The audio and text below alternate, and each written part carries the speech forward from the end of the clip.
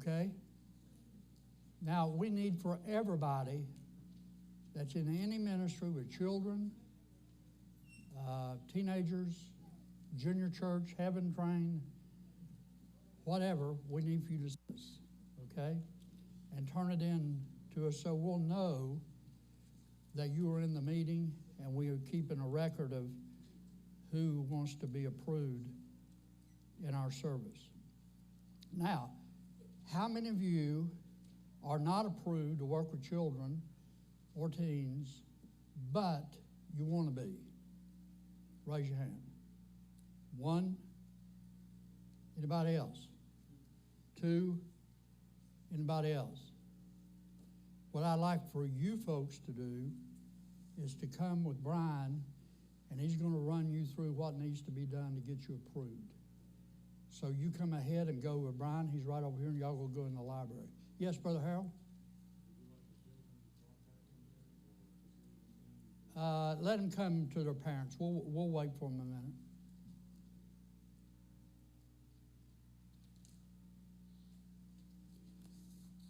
While the kids are coming, if your child is coming, we'll make sure that they find you. I'm going to make this as brief as I can, but this is important. Several years ago, we had a group of attorneys that really in a practice. We wanted something that would be ironclad, legal, that would protect our church and protect our kids, our youth. So a lawyer drew all this up for us, and we've used it. I can't find anything any better. And I'm not going to read all this to you. I forget how many. It's 9 pages. You probably don't want to, and it's pretty small. But what I want to do is I want to go over with you and remind us of some things as people who work with young people, children, or whatever the case may be. So let me do that. We have some general policies. And for example, children are a gift from God, and they're to be treasured by the church, and helping parents raise them in the fear and the nurture of the Lord. In order to properly discharge its duties, the church has to be careful and selective of individuals who have the primary responsibility for the care and custody of children. Although the primary emphasis will be met or will be upon the needs of the children, the church will also take such measures as necessary to promote interest and welfare for our teachers and workers. Now, a couple of general things that I'm going to say with you real quickly. There's a lot of definitions, but they're pretty self-explanatory. By the way, if you need a new copy of this to remind you, let us know and we'll make some more. There are some rules that we have, and I know there's a whole generation of people don't like rules. Some of the rules we're going to have, we have got to because we cherish our kids, our young people. And one of the reasons we have this policy is not just to protect children, it's to protect workers. We live in an evil world that's looking for some way to get you in trouble and try to cause things that don't need to be. So there's the integrity of workers. It's not the intention of the church to bring into question the integrity of any person or to challenge the honorable intentions of godly, dedicated men and women who desire to serve our children or our young people. The qualifications are simple. You need to be a member of our church. And I think that's self-explanatory. And if there is any exception to that at all, we need to know about it. We ask, for example, the newer people that are getting approved tonight, there's a process that we go through to qualify people to work with children, so forth and so on.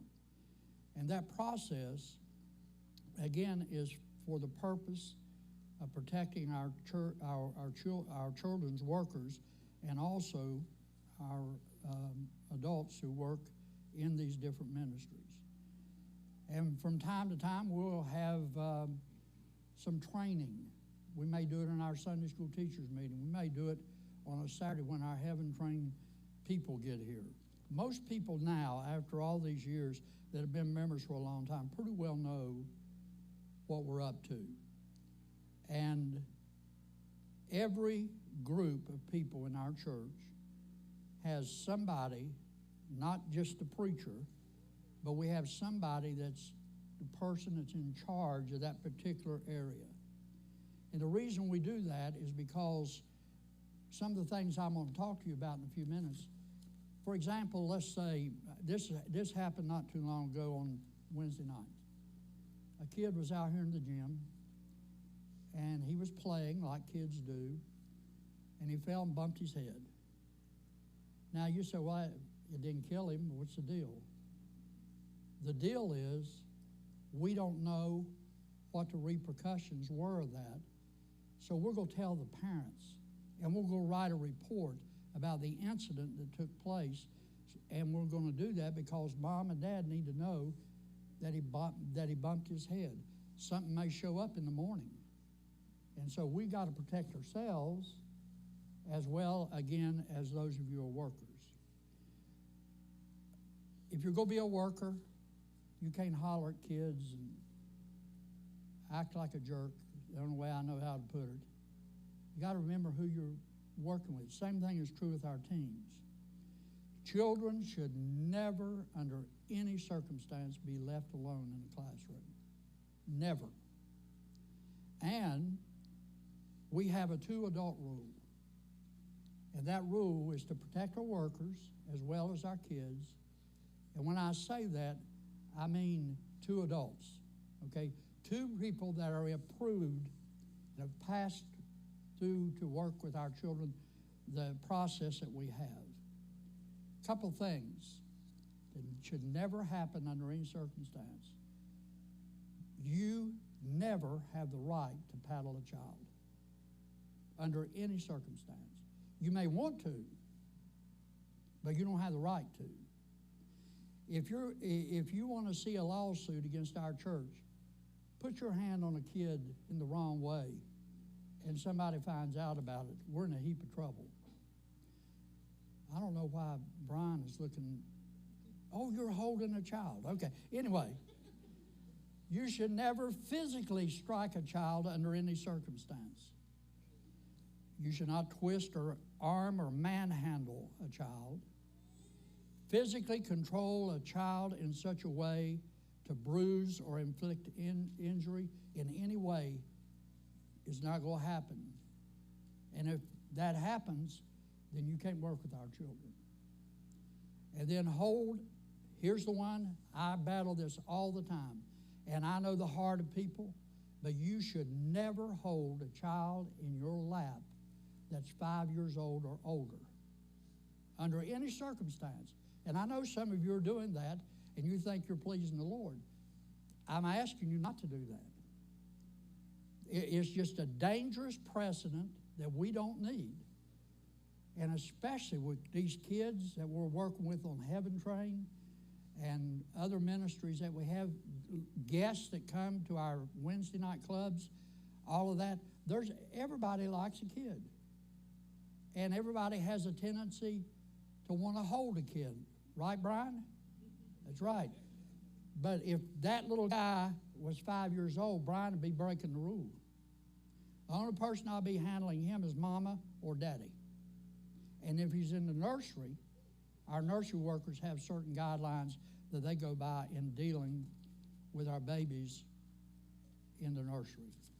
So I hope you'll remember that. I've said that ever since we've had a child policy. I don't care I'm not being ugly, but I don't care what you think when you say, I'm going to do what I want to do. You're not going to do what you want to do with that.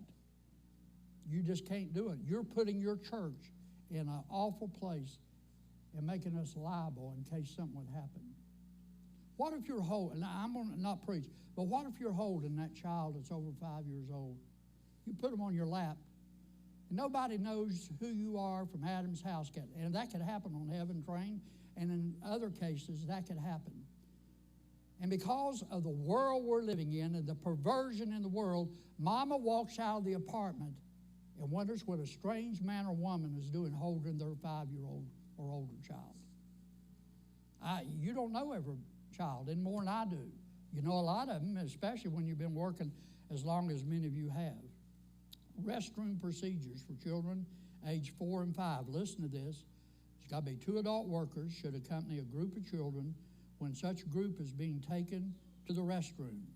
A worker should not assist with clothing or make physical contact unless absolutely necessary and only in the presence of the other adult. All right? And then restroom procedures for children under 4 years old. The preceding procedures will be used, however, at times it might be necessary to help a child with clothing, but always in view of a second adult. What do you do with disruptive children? Well, you just beat the butt on them. No, you can't do that. That's against the rules. But anyway, if a child should become disruptive or disorderly, a worker should first attempt to protect other children from any harm and then isolate the disruptor. You can do that without getting mad or anything else. Again, if that happens, then you need to fill out an incident report. Where a child was disruptive, they wouldn't listen to what was going on. Don't just keep that to yourself. Fill out an incident report. We have those in the office, and we'll be happy to give that to you. And as soon as that happens, it's better to get it done right then before you go running off. If any incident should occur which may have the appearance of possible impropriety, the incident should be taken to the group leader, whoever's in charge of the group, like Ms. Monroe's in charge of the nursery. So if something happens in the nursery, you should go to her first. An incident which has been observed by a worker, by another worker, that is not in accordance to our rules ought to be taken to the ministry leader.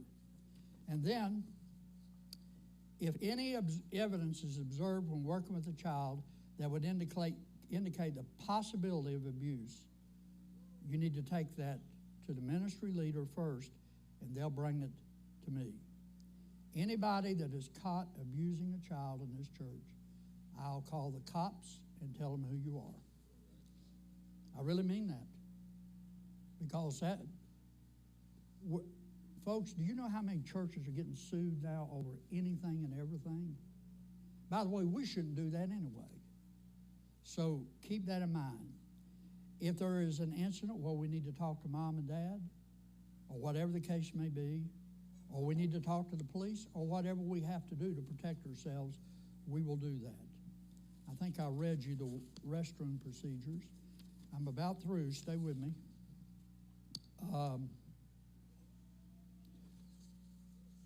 No 2 workers, let me use our teenagers because they'd be more applicable for that.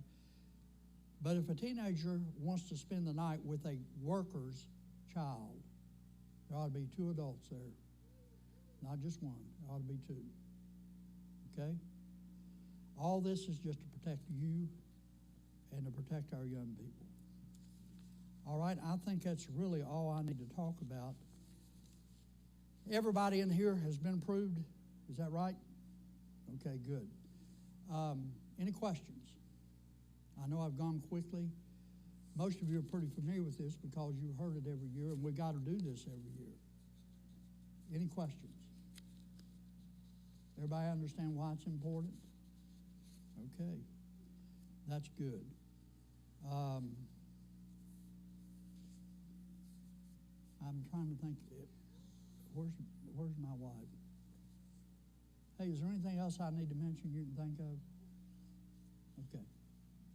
You always ask the person who knows, so you'll find out. All right? I think that's pretty much it. So, and if you want to come up here and ask me a question you don't feel comfortable asking it publicly, I'll be right here. Yes? I think that's what we handed out. Oh, collect those, please, yeah. Collect those. Just put them down to the end of the aisle and we'll get them.